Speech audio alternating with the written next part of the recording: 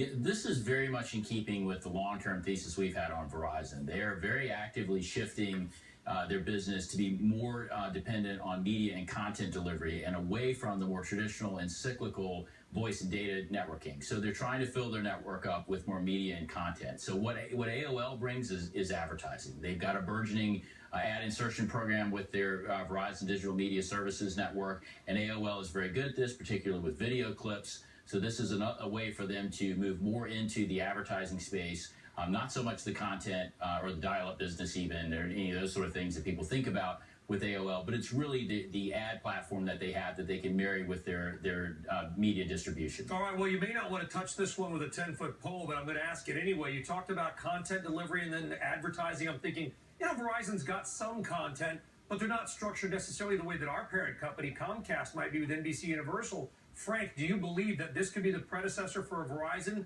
going after, say, a CBS? No, I do not see Verizon wanting to get into content. They're a networking company, and this is a way for them to fill up their network with content that, again, has a better growth characteristics and better long-term growth profile with less cyclicality than what their traditional voice and data networking has been. So this is not a precursor for them going into content at all. So, Peter, what does Verizon now do with AOL's crown jewel in content, which would be Huffington Post? I know your colleague, Kara Swisher, is reporting that AOL had been in talks to sell that off.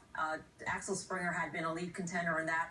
What now happens to that? I think that's the intent. Is Verizon's going to end up sort of cutting the sale price from $4.4 billion down to something less than that, because it doesn't really want to be in the content business. And so the biggest part of AOL's content business, and the most valuable part, is HuffPost. So they'll find someone to take it off their hands. Verizon was quite clear; they're buying this for ad tech reasons. Their COO said it this morning. They're buying the ad tech platforms that Tim Armstrong has bought over the last couple of years, which most of us haven't paid much attention to because we like to pay attention to Huffington Post because it's a much sexier story. But the real business AOL has been in for the last couple of years has been an ad tech business. That's the fast-growing business, and that's what Verizon's buying. So, Frank, why don't you stack up the landscape at this point? You've got AT&T with DirecTV, and now you have Verizon with AOL and ads. How do the two compare? Well, they're both doing similar things. They're just going about it slightly differently. Both of them are diversifying into video and content. Again, if you look at where you see growth in the industry, it's around data and video content. But which is better? So you have AT&T. Frank. Now that we know who they're tying up with, which is better? I think for the long-term strategy, we prefer the long-term strategy of Verizon. It's a harder road where they have optimized the core of their network and they're going after a video from that standpoint and then eventually pushing it out to the edge.